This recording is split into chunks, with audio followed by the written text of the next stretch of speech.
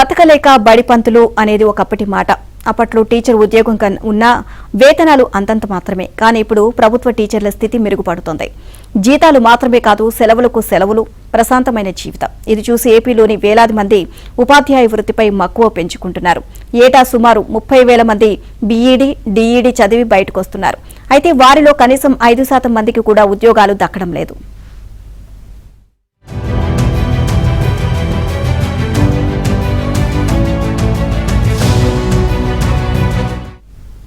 B Ed కోర్సులో 2021-22లో 32,348 మంది, 2022-23లో 35,748 మంది చేరారు.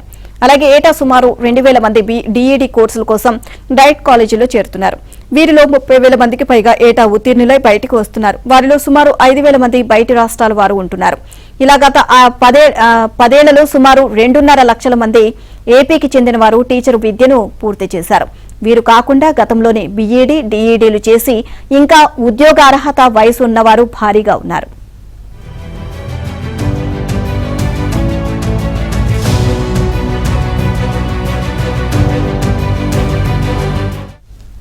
గత వైసీపీ ప్రభుత్వంలో నిర్వహించిన టెట్కు 4 లక్షల మంది దరఖాస్తు చేసుకున్నారు. ఈ ఏడాది మరోసారి టెట్ నిర్వహించగా మళ్లీ 4,27,300 మంది దరఖాస్తు చేసుకున్నారు. అంతకంటే ముందే టెట్ రాసి అర్హత ఉన్నవారు అనేక మంది ఉన్నారు. మొత్తంగా చూస్తే సుమారు 7 లక్షల మందికి పైగా ఉద్యోగ అర్హత వయసున్న బీఈడీ, డీఈడీ చదివిన వారు ఏపీలో ఉన్నారు అని అంచనా.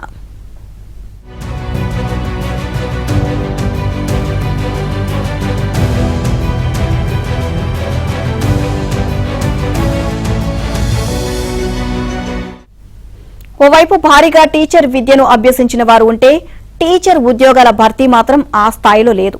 గత వైసీపీ ప్రభుత్వంలో ఒక్క డీఎస్సీ నోటిఫికేషన్ కూడా ఇవ్వలేదు.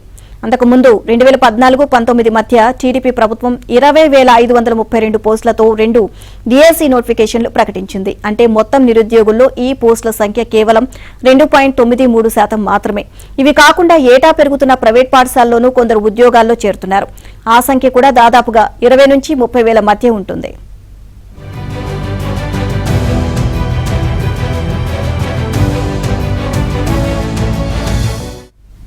ప్రభుత్వ, ప్రైవేటు స్కూళ్లలో అంతా కలిపినా గత 10 ఏళ్లలో 6 నుంచి 7% మందికే టీచర్ ఉద్యోగాలు లభించాయి.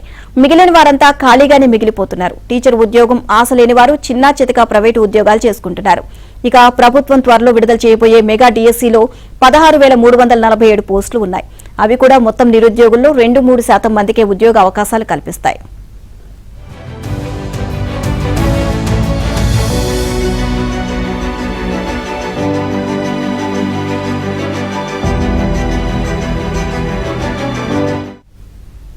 ఇప్పుడు ఉద్యోగాలు లేక నామమాత్రంగా మారిన బీఈడీ, డీఈడీ విద్యకు ఒకప్పుడు భారీగా డిమాండ్ ఉండేది.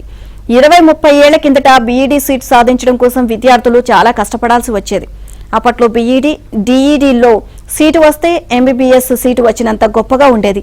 కాలక్రమంలో కాలేజీలు, సీట్లు భారీగా పెరిగిపోయి బీఈడీ, డీఈడీలకు విలువ తగ్గిపోయింది.